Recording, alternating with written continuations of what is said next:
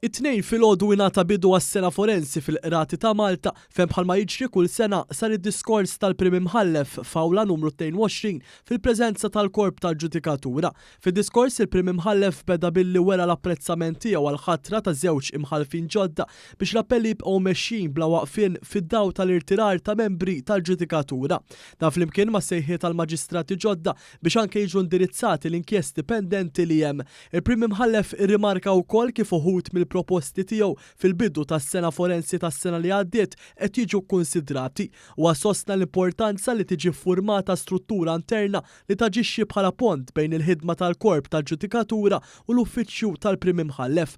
Dr. Market Kuti rimarka wkoll kif it-trapass ta' żmien joħloq tiġijiet ġodda fosthom l-użu ta' teknoloġija adattata u investiment f'ħaddiema ta' kwalità b'edukazzjoni speċjalizzata u kontinwa fil-qasam.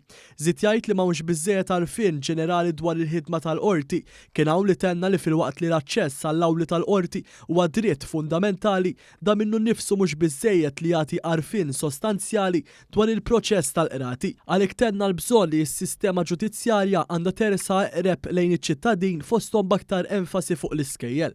Dwar l-isfida tad-dewmien fil-qrati il-Prim Imħallef irrimarka li hemm bżonn li kulħadd jiġbed ħabel wieħed. Fil-preżenza tal-President tar-Repubblika George Vella u l-Ministru għall-Ġustizzja Jonathan Attard huwa wassal żewġ proposti fl-indirizz tiegħu. L-ewwel dik favur it-tfassil ta' qorti amministrattiva li fiha jitresqu kwistjonijiet ta' amministrazzjoni pubblika. It-tieni proposta hi li l-imħallfin irtirati jieħdu ħsieb li jindirizzaw u jaħdmu fuq talbiet li jitilgħu quddiem il-qorti ta' ġurisdizzjoni volontarja. U għatenna wkoll li membri tal-Ġudikatura għandhom jibqgħu jżommu pass lura minn ħajja soċjali biex ikunu jistgħu jiddeċiedu kwistjonijiet importanti għaċ-ċittadin bla ebda preġudizzju. Sa dan it-tant l-ewwel seduta li markat il-bidu tas-sena forensi bdiet b'mument ta' silenzju hekk kif tfakret il-memorja tal-imħallef emeritu Filip Xiberras li ħalla din id-dinja fl-istess jum fl-età ta' 77 sena. Skont it-tradizzjoni indirizza wkoll is-seduta li markat il-bidu tas-sena forensi il-President tal-Kamra tal-Avukati li din id-darba huwa Peter Fenech.